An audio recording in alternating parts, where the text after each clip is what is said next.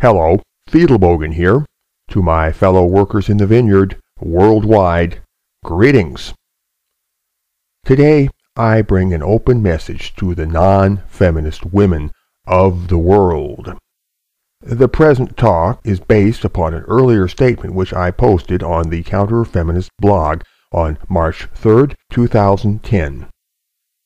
Very well, the following is pivotally important, for you see, the non-feminist revolution contains far more than those notorious people called MRAs, and far more than whatever the facile expression men's movement might conjure. And that is why I would address not specifically men, but rather the growing number of non-feminist women who have not only smelled the coffee, but drank a few strong cups and are wide awake for what lies ahead in the growing light of dawn. Pardon me for making one or two assumptions about the present audience, but expediency requires that I do so. This is not an introductory lecture, and I will skip the 101 curriculum because I take for granted that you are already up to speed.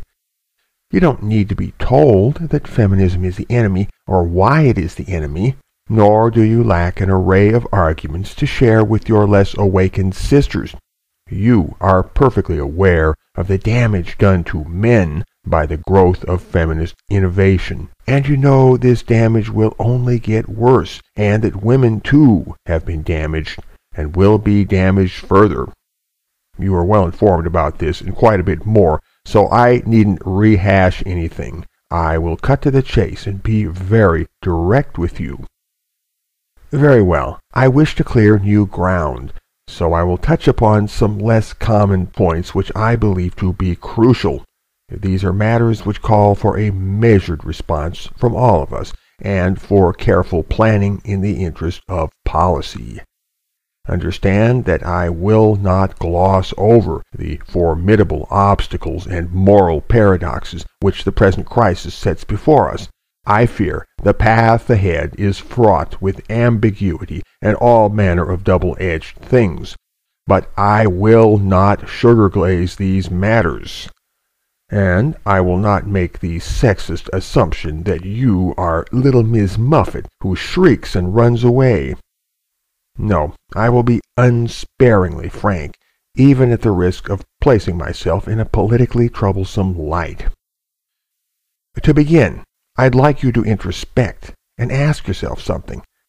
Why have you aligned yourself with the non-feminist sector? Needless to say, you understand all too clearly what feminism has inflicted upon men, but for whose sake do you join this struggle? Think about it. What do you hope to gain from all of this tangled politics? Are you in this for the sake of men? Well, I certainly hope not.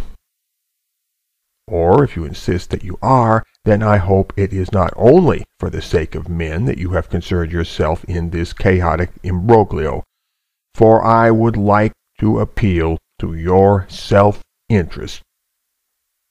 Your rational self-interest, I mean, your enlightened self-interest. I would much rather you were in this thing not for my sake, or for the sake of any male person on earth, but clearly and frankly for your own sake. Yes, I want this to be about you. Curse me, but the very last thing I want to see is the non-feminist revolution turning into a horrid, degrading, melodramatic pity party for men. Banish that scenario to the limit of outer darkness, please. I'll have no part of it. I trust your understanding far enough to presume upon it. Hence, I presume your understanding informs you that we live in a social ecology where effects, for either good or ill, will propagate across a web of causative interrelations. Likewise, I know you understand that feminism has introduced into this web much that was meant to damage the male population. I know we are on the same page in knowing these things, and I know I can address you with a well-founded assurance that my meaning will not go amiss. Accordingly, if one would poison the world against men, one would poison the world against women as well.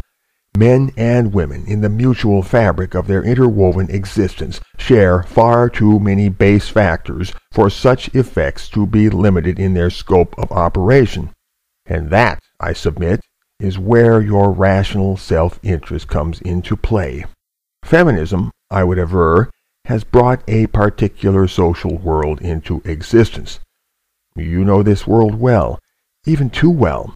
And feminism, left to its predictable devices, will build more complex layers upon previous layers to replicate this same world time and time again into the indefinite future, only more so with every round.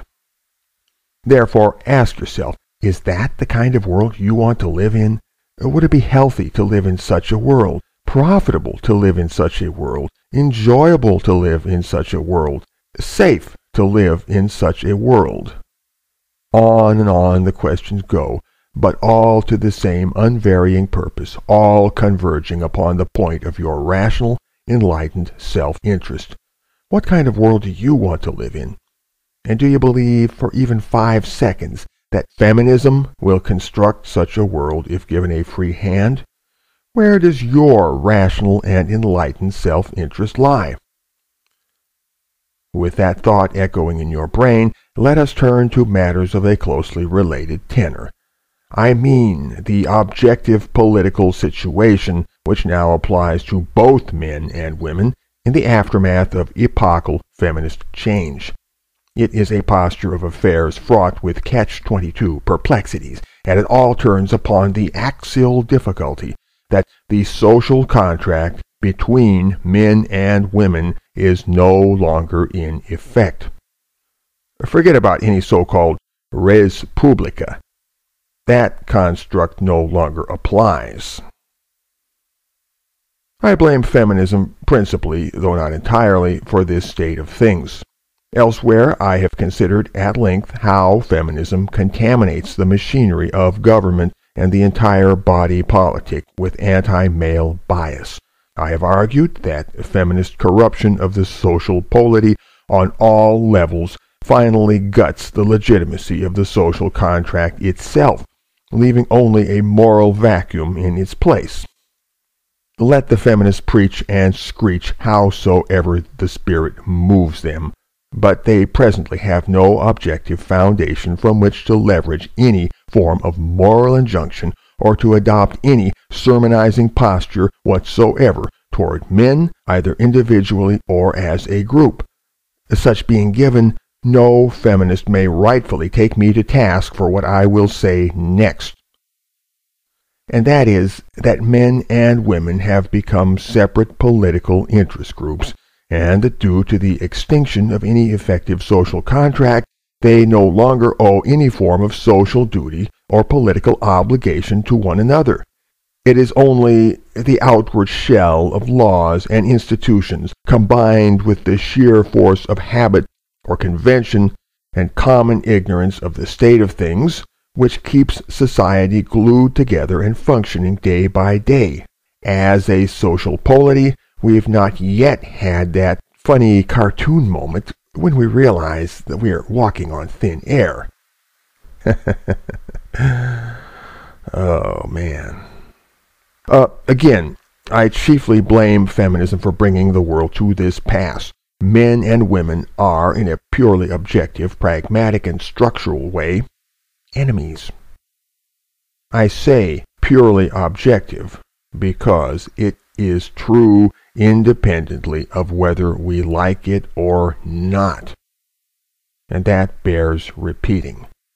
It is true independently of whether we like it or not. Interesting situation, don't you think?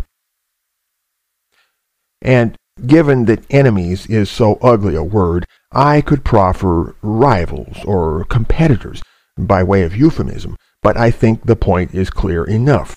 The world has fallen to a sad estate indeed when the very foundation of society itself ordains that the two sexes shall go through life scrambling to outbid or outdo each other. This is profoundly anti-natural. And the saddest part is that most people, men and women both, never wanted this. It was foisted on them gradualistically, by insensible degrees, under cover of darkness, and through various agencies of psychic seduction. But sad or otherwise, we are prisoners of all this, and our first step toward liberation is to acknowledge that we are indeed trapped. A series of damned if you do, damned if you don't dilemmas have pinned us to the board, and it can be nearly impossible to conspire against such a system, to rail against it, or even to criticize it intelligently without electing yourself among the damned. That is just how diabolically the game is rigged. And yet it gets worse, for if you play dumb, if you collaborate, if you go along to get along, then you will only multiply your damnation in the long run, when the snare pulls tighter and tighter around you, when all possibility of honor deserts you, and when you not only die as a coward, but know with sickening poignancy in your final days that such is indeed the manner of your departure. No, far better to be numbered among the so-called damned, who are damned only because they speak honestly, even at the risk of placing themselves, heaven help us, in a politically troublesome light. In composing such dramatic words, I speak as a male person in today's world, from a standpoint that is uniquely male as opposed to female. Women, owing to their worldly situation, will not find themselves in quite the same dilemma, although they might experience dilemmas of their own. So, as a male person, I am alive to the dilemma which it entails to say that the social contract between men and women no longer exists. I know that merely drawing attention to this fact puts me in a politically troublesome light, because it means that women are on their own, and that is a politically troublesome thing to say. Yet, troublesome or no, I must declare it now from my own mouth as a plain truth whose concealment would do the world no good service. Women are on their own. The idea that I, as a male citizen, have any social duty at all to any woman or to women generally is very simply an illusion, a mirage. Due to the objective historical reality which feminist innovation has brought about, such a duty has no longer any legitimate moral basis for existence. And I know that my present female audience is not in the Ms. Muffet category. You can take these hard words without shrieking and running away. I know the stuff that you're made of, and I pay you that compliment. So, in view of the rank abominations that have been inflicted upon men and continue to be inflicted on them in an escalating growth curve, it is ironic, to say the least, that anybody at all should preach at men about any imagined duty toward women. Due to the objective political condition of men in these times, it is simply laughable and contemptible to prate of such matters any more. Given that men and maleness are under attack on so many fronts, and given that women are pampered and treated like royalty in so many ways, it is simply to be expected that sour feeling toward women by men will show a steady increase over time. It is neither plausible nor logical to expect any opposite scenario. Seriously, what else do you expect would happen under those conditions? And so, feminists and fellow travelers who blow their ninny whistle about misogyny and so on, and insist on men's duty to control themselves, are pompous hypocrites and jackasses, manipulators at worst, moral idiots at best. This is not to suggest that people should never control themselves depending on the situation, but rather that the ones who commonly aim that sermon at men in particular are a passel of disgusting parasites with no moral license to do what they are doing, and that we don't owe their sadistic windbaggery any respectful hearing whatsoever. Simply stated, they must cast the beam out of their own eye before they pluck the mote out of their neighbor's eye. To collaborate with the feminist plan, to endorse the feminist narrative, either openly or by implication, is to betray one's self and to betray all other men. I speak from a male standpoint. Feminism regularly issues moral injunctions toward the male population, toward men in the abstract. And yet this very procedure is a vacuous idiocy because feminism has no moral authority whatsoever. It has only a pretended moral authority, along with a load of gullible supporters who are intimidated by this pretense and swayed by it. However, there are some who will not be so intimidated or so swayed. To go along with such a regime, to drive, so to speak, in its wagon ruts, grants it a default validation and makes you the patsy in an ethical swindle. The kind of swindle practiced by any sanctimonious twit who goes around preemptively commanding people to do the right thing and then takes credit for their action whenever they appear to obey. Such petty tyrants are a social cancer, and they are due for a reckoning. But again, men have gotten a raw deal, and by the look of things, the powers that be aren't done with us yet. And the fallout from such past, present, and future dealings will entail ongoing consequences if the difficulty goes uncorrected. Feminism's wedge-driving campaign will continue to alienate men and women from each other, with a predictable growth of ill feeling on both sides. And as always, the feminists will focus on the male side of this, while leaving the female side unexamined. And so, a renewed cry of misogyny will fill the air, along with a demand for new laws and programs to correct male intransigence wherever it rears its nasty patriarchal head. But men in large numbers will stubbornly refuse to be corrected in this way, and will instead grow more and more truculent toward women. Women will mirror this truculence, and men will mirror it back in turn, and on this will spiral, while the feminists, like audio loops, will never stop braying about misogyny, patriarchy, male privilege, male violence, power and control, and so on. The death of the social contract will become painfully obvious when the alienation of men and boys reaches critical mass and the polite fiction grows too unwieldy to sustain. What theorists like myself merely write about on obscure websites will in time become the common currency of male discourse among widening circles of the politically awakened intelligentsia.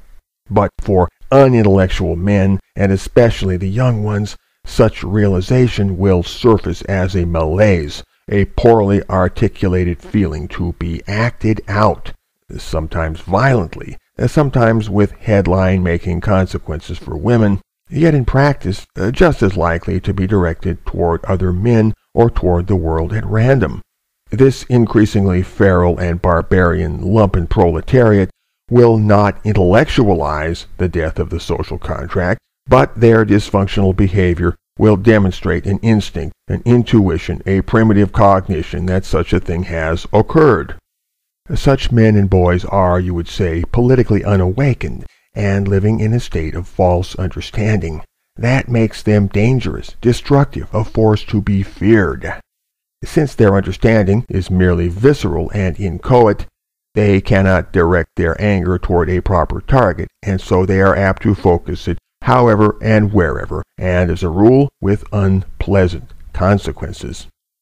And that is exactly what the feminists wish to see happen, because the presence of dysfunctional male behavior gives feminism a permanent job in the field of anti-male crisis management, along with endless opportunities to throw good money after bad while digging us all, men and women alike, deeper and deeper into a hole.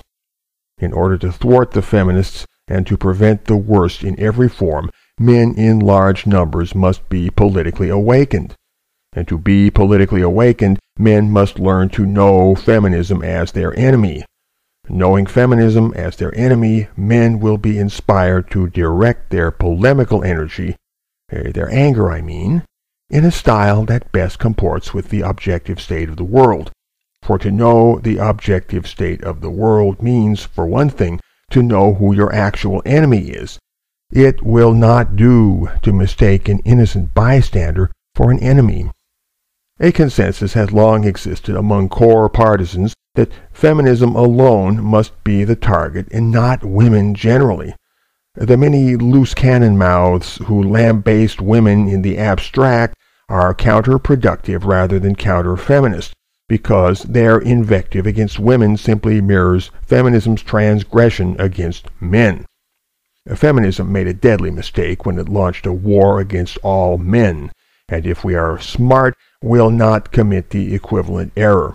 Our endeavor should be to redirect male disaffection exclusively toward feminism as an ideology and feminism as a movement. We must dig channels, build dikes and levees, pile up sandbags, whatever it takes to harness and redirect the turbulent power of those waters to the correct purpose. However, it is no business of ours to moralize or preach against the destructive forces we are witnessing. More precisely, I mean that we have no business blaming men for the damage which feminism has inflicted initially upon men themselves and consequently upon the social ecology at large.